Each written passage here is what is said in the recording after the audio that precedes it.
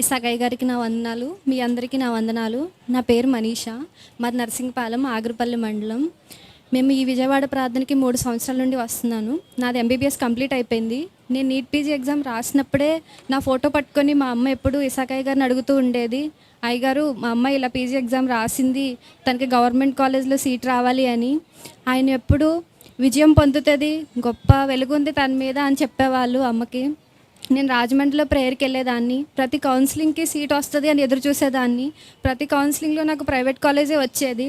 అయ్యగారు చెప్పారు నాకు గవర్నమెంట్ కాలేజ్లో సీట్ వస్తుంది అన్నారు, ఇంకా రాలేదు అని చెప్పేసి ఎంతో బాధపడేదాన్ని. 3వ కౌన్సిలింగ్ అప్పుడు ఇది లాస్ట్ కౌన్సిలింగ్. అయ్యగారు నాకు సీట్ రాలేదని చెప్పడానికి నేను లైన్లో వెళ్ళి చెప్పలేకపోయేదాన్ని. అప్పుడు నేను బాధపడుతూ అలా వెళ్తుండగా అయ్యగారే నన్ను నీకేం కావాలరా అని అడిగారు. అయ్యగారు మీరు చెప్పారు నాకు సీట్ వస్తుందని, నాకు ఇంకా రాలేదని అంటే, ఈసారి నీకు వస్తుంది, గొప్ప వెలుగు నీ మీద ఉంది అని చెప్పారు. అయ్యగారు ఎలా అయితే చెప్పారో నాకు అదే కౌన్సిలింగ్లో నాకు మళ్ళీ నీట్ పీజీ ఎగ్జామ్ రాసినప్పుడు ఎప్పుడైతే నాకు 80,000లో సీట్ ర్యాంక్ వచ్చింది, నాకు ఇంకా సీట్ రాదు, మా ఫ్రెండ్స్ అందరూ జాయిన్ అయిపోయారని ఎంతో బాధపడేదాన్ని.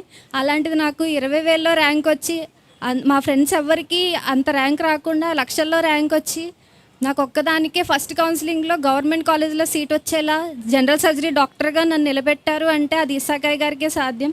ఇంత గొప్ప దైవజనుడు ఇంకెక్కడా ఉండరు.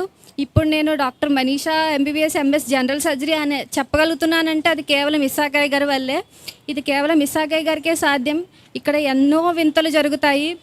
నేను అది నమ్మే వెళ్ళాను. రాజమండ్రి నేను ప్రతి నెలా వెళ్తాను. అయ్యగారితో నేను చెప్పాను, అయ్యగారు నాకు సీట్ వచ్చిందంటే నేను టీవీ స్పాన్సర్ చేసుకుంటాను అని. ఇప్పుడు టీవీ స్పాన్సర్ చేసుకుంటున్నాను. ఈ చిన్న సాక్ష్యం దేవుడు దీవించును.